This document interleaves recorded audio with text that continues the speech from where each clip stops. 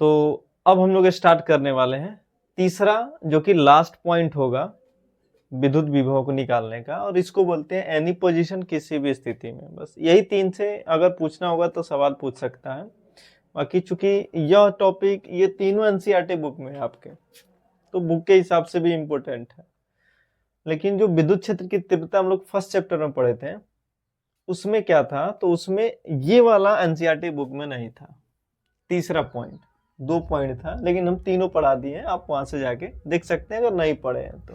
और जो वहां पे पढ़ के आए हैं तो उनको यहाँ पे तो कोई दिक्कत नहीं होने वाला है, जहां तक हमको अनुमान है, क्योंकि सेम चीज कॉपी पेस्ट किया जा रहा है, वही चीज।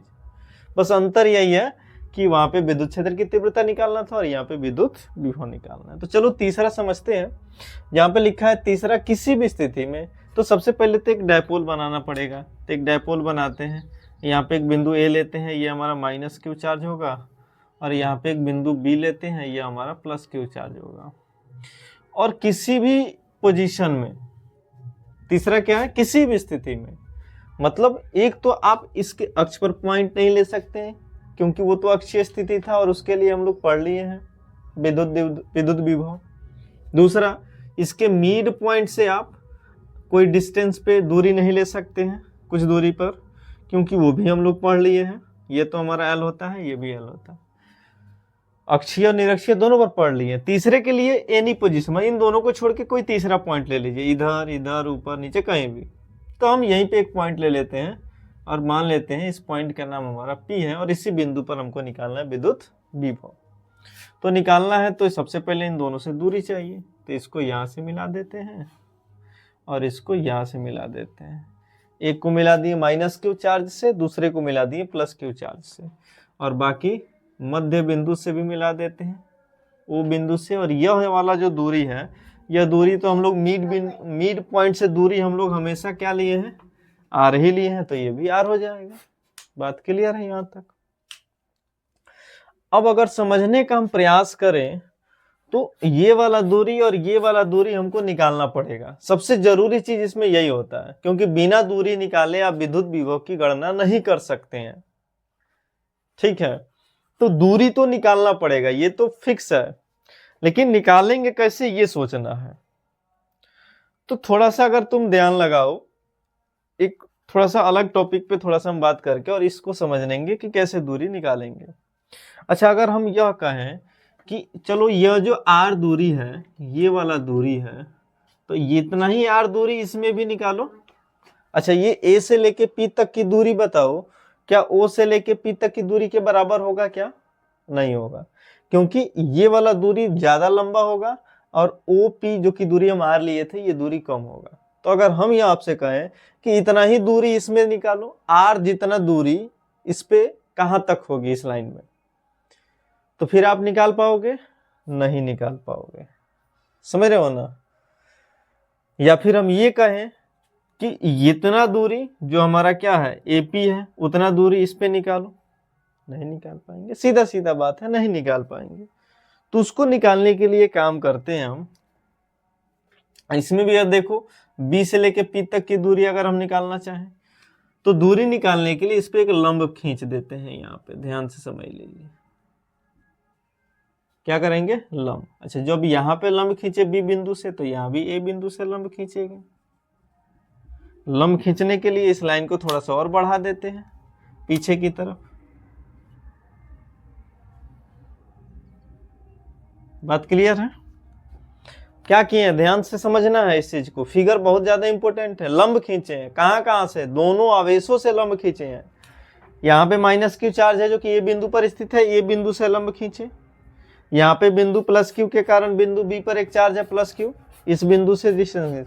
लंब खींचने का कारण क्या था, जब हम लंब खींच दिए, ये वाला लंब जब हम खींच दिए, तो इतना दूरी इसमें मिल गया हमको, यानी BP जितना दूरी है उतना दूरी इस बिंदु से, या बिंदु जो D है, D से लेके P तक की दूरी हो जाएगा। उसी प्रकार से AP जितना दूरी है उतना दूरी ये बिंदु अगर C मान ले तो C तक की दूरी के बराबर हो जाएगा। अब तुम कहोगे कैसे सर, बताते हैं। अगर मान लो कोई बिंदु A है, इस बिंदु से हमको यहाँ पे जाना है, और एक व्यक्ति ये बिंदु बी है और ये डायरेक्ट यहाँ पे पहुँच गया। हम कहें कि इतना ही दूरी जो है इस पे निकालना है, कैसे निकालोगे? तो हम क्या करेंगे, तो यहाँ से एक लंब खींच देंगे इस पे। ये जो लंब होगा ना, वो जिस बिंदु पर जाके कटेगा वही लंब इस दूरी के बराबर होगा। यह हमेशा दिमाग में बैठा लेना है। नहीं समझ में आ रहा है तो रटो, रटना पड़ेगा इसको। कहने का मतलब यह कि हमको बी से लेके पी तक जितना दूरी है उतना ही दूरी इस लाइन पे खींचना था, तो हम एक लंब खींच दिए बिंदु डी से। डी से जैसे ही लंब खींचे तो डी से लेके पी तक की दूरी बी से पी तक की दूरी के बराबर हो गई। यानी इस पॉइंट को हम यहाँ पे लिखते हैं, यानी यहाँ पे ये जो बीपी होगा वो किसके बराबर होगा? डीपी के। ध्यान रखना है, किसके बराबर? डीपी के। उसी प्रकार से इतना दूरी अगर हमको निकालना हो तो इस पे फिर हम लंब खींच दिए इस लाइन को आगे बढ़ा के। यानी कहने का मतलब यह जो अब क्या होगा, सी पी होगा, वो किसके बराबर होगा? ए पी के बराबर होगा। सीधा सीधा बात है, सी पी बराबर हो जाएगा यहाँ पे ए पी के, तो उसको भी यहाँ पे लिख लेते हैं हम ना जी। यानी ए पी जो होगा वो बराबर हो जाएगा सी पी के।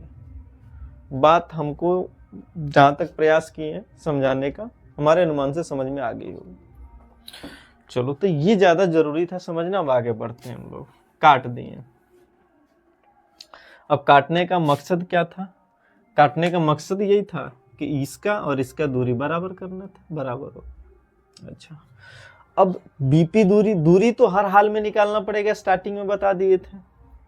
तो अगर हम ध्यान से समझो, अगर हम इतना दूरी को माइनस कर ले, ये वाला दूरी समझ लो, इस दूरी को अगर हम माइनस कर ले, टोटल दूरी तो हमको पता है ना आर है, ये टोटल दूरी क्या है? आर है।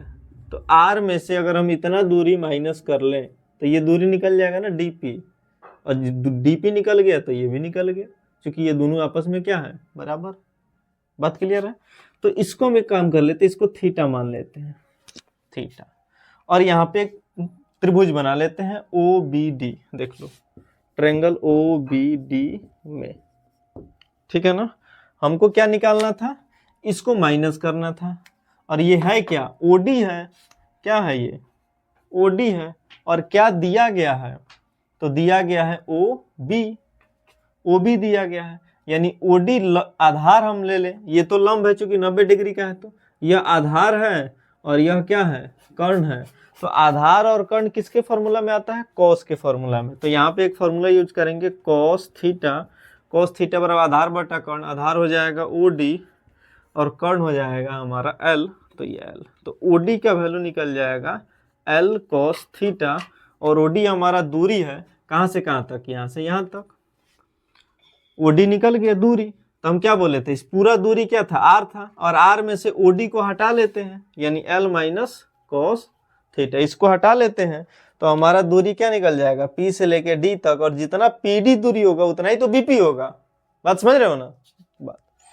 अच्छा, उसी प्रकार से इसको भी जब हम थीटा लेंगे तो हमको पता है ये भी क्या आएगा? ये भी आएगा एल कॉस थीटा। आप निकाल के देख लेना, एल कॉस थीटा ही आएगा।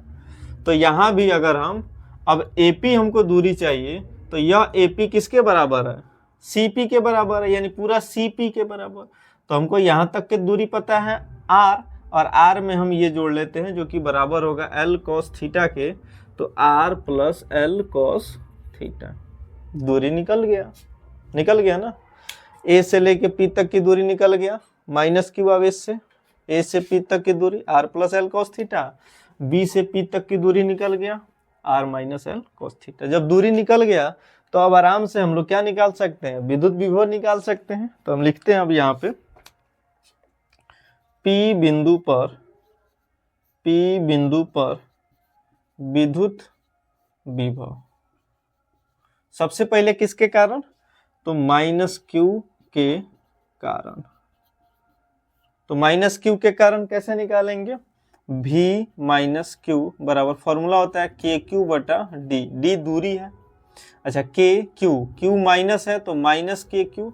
अच्छा, दूरी डी के लिए दूरी यहाँ पे देखो क्या लिख लिए हैं, -4 से दूरी एपी है, और एपी का यहाँ पे R plus L cos theta. समीकरण बन जाएगा 1। समीकरण हो गया 1। बात क्लियर है? अच्छा, दूसरा माइनस क्यू के कारण अब हो गया, अब निकालेंगे प्लस क्यू के कारण, प्लस क्यू आवेश के कारण। अच्छा, प्लस क्यू आवेश के कारण अगर हम निकालते हैं तो फॉर्मूला तो वही निकलेगा, के क्यू बटा डी, माने डी दूरी है, तो के क्यू और दूरी प्लस क्यू आवेश से दूरी बीपी है, बीपी का वैल्यू आप देखो R minus L cos theta, तो R minus L cos theta. समीकरण 2 बना देंगे। तो बताओ दोनों आवेशों के कारण तो निकल गया ना दूरी, सॉरी विद्युत विभव, माइनस क्यू के कारण भी प्लस क्यू के कारण भी। कुल विभव जब हम निकालेंगे, कुल विभव यानी जब भी निकालेंगे तो भी माइनस क्यू और भी प्लस क्यू दोनों को जोड़ देंगे।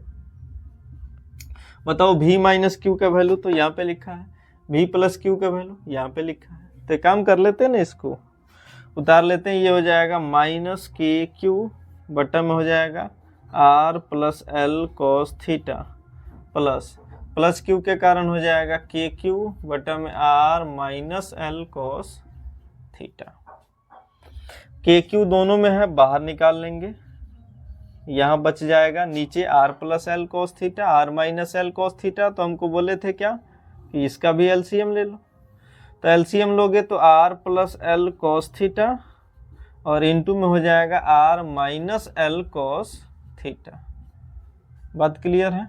अच्छा, अब वही भिन्न का घटाव वाला जो 1 नंबर में हम लोग किए थे, R plus L cos theta से R plus L cos theta खत्म, क्या बचेगा R minus L cos theta. अच्छा, एगो माइनस आप देखो पहले से है और ये हो जाएगा R minus L cos theta. अच्छा, ये प्लस है बीच में तो प्लस, अब इससे जब भाग देंगे तो आर माइनस एल से R minus L cos theta cut जाएगा, बचेगा क्या, तो ये वाला जो कि बराबर होगा R plus L cos theta.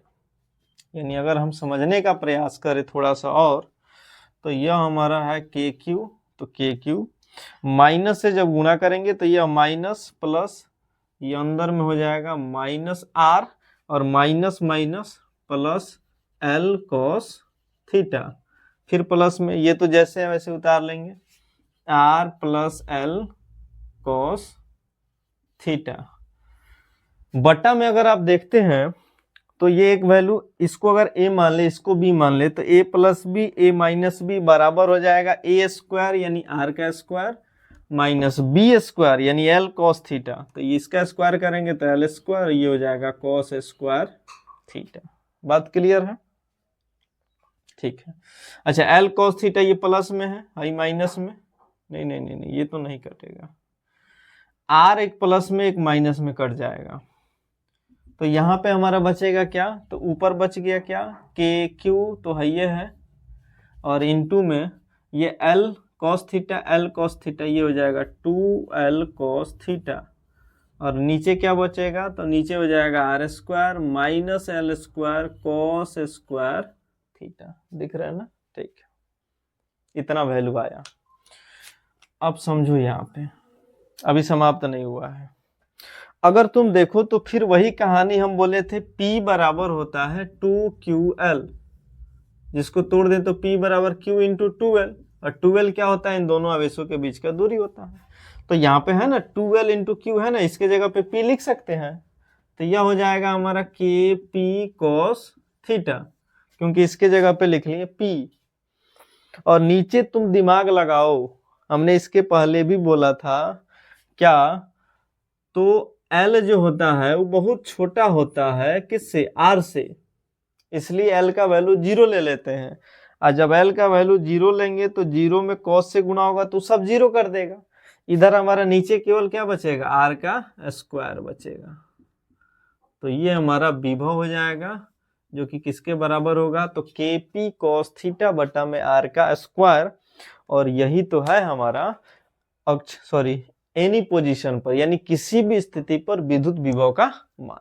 आप हेडिंग भी देख सकते हैं, किसके बराबर होगा, तो KP cos थीटा बटा में R का स्क्वायर। अच्छा, अगर यहां से तुम चाहते हो तो क्या बाकी दोनों फॉर्मूला निकाल सकते हो ना, एकदम निकाल सकते हो। ध्यान से समझो, अगर हमको निरक्षीय का निकालना है, निरक्षीय स्थिति का, तो निरक्षीय स्थिति में बताओ थीटा का वैल्यू क्या था, थीटा का वैल्यू 0 था, थीटा का वैल्यू क्या था 0 था ना, इसी लाइन पे लिए थे ना, तो थीटा का वैल्यू 0 था ना। अगर थीटा का वैल्यू 0 लेते हैं तो ये हो जाएगा KP और cos 0 का मान 1, तो 1 r², यानी cos 0 का मान 1 हो जाएगा, तो cos 0 के जगह पे 1, यानी खत्म KP/r²। और यदि निरक्षीय स्थिति में निकालना चाहते हो, ये तो पहला हो गया, दूसरा निरक्षीय स्थिति में, तो हमको पता है थीटा का वैल्यू क्या था 90 था, सॉरी हाँ थीटा का वैल्यू 90 था। तो अगर थीटा का वैल्यू हम 90 लेते हैं तो हमको पता है क्या, तो cos 90 का मान 0, तो पूरा विभव क्या बना देगा 0 बना देगा। तो बताओ इसी फॉर्मूला से हम दोनों निकाल लिए, निरक्षीय का भी और अरे यार घबरा गया क्या, इसको अक्षीय बोलते हैं, अक्षीय का भी और निरक्षीय का भी।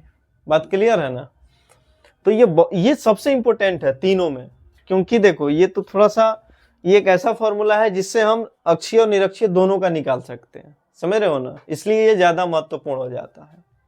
तो आज के लिए इतना ही, इसके अगले लेक्चर में हम इससे भी इंपॉर्टेंट टॉपिक लेके आएंगे। धन्यवाद।